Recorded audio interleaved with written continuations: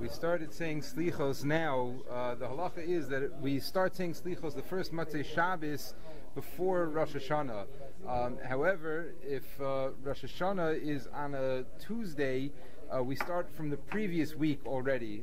The reason for this is that we need 4 days prior to Rosh Hashanah of Selichos. That's the halacha. We need 4 days of Selichos before entering into Rosh Hashanah. So a year like this year where Rosh Hashanah is on Shabbos, so we start saying Selichos already Motzei Shabbos, or Thursday we would start saying Shabbos, but if it would be on Tuesday, we would start from the previous Shabbos. The Mishnah Berurah gives 2 reasons for this. The second reason, he says from the Eliyahu Rabbah, Shekavu daled yomim, shekein matzinu bekarbonos, shetuunim bikur mimum daled yomim kodem hakrava, that a carbon required 4 days of checking it before bringing it onto the Mizbeach to make sure there were no mumim.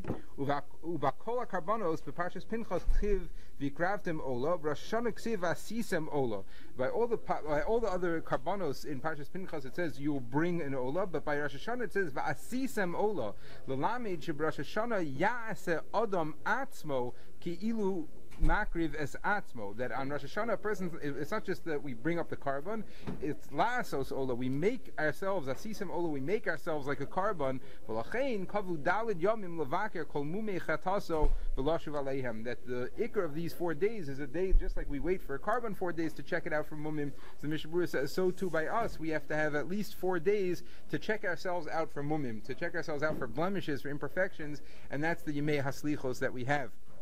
The Yisod V'Shorosh Avoda in discussing Selichos starts right out, and he says, "Hinei achai v'rei tzrichan anachnu l'moda yediyah." We have to make sure you understand something, and he says very clearly that the Selichos are not really the ikar. The Selichos Avada are very chashuv, and he goes on to explain the various kavanos and the deep inyanim of Selichos, and the very word he said itself, Selichos that we call it. The whole word talks about Slicha Hashem. The whole thing is about Hashem forgiving us. But he says for sure the ikar is that we are actually asking for Slicha, that we're actually doing tshuva, not just reading through the Selichos. And he discusses and explains how a person, when actually saying the Selichos, has to have in their mind that they're begging Hashem for Selichos Havonosenu.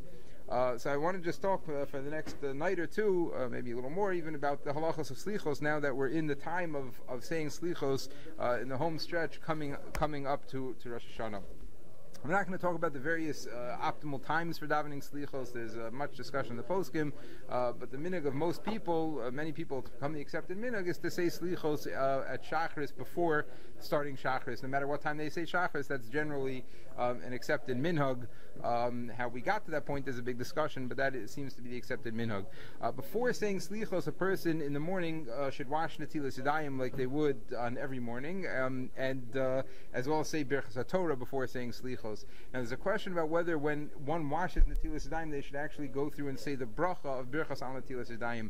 We're not going to get into all the details, but there's a big machlokas Rishonim regarding what the reason for the bracha of al Netilas Yadayim is for the Netila and for the bracha of Netilas Yadayim in the morning. And basically there's 2 ways that people approach Netilas Yadayim in the morning.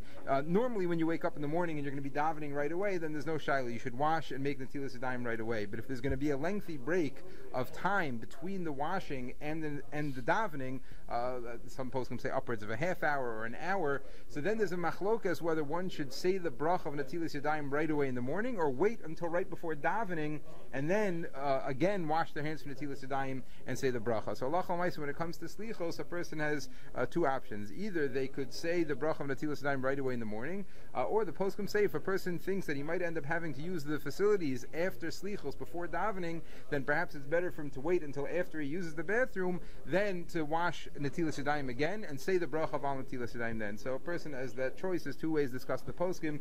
Whatever their hanhag is, they should do either right away in the morning, even though there's going to be a lengthy break before davening, or those other poskim say that if a person's going to end up using the washroom before davening after Selichos, then they should wash then a second time, and at that point is when they should say the bracha of Netilas Yadayim.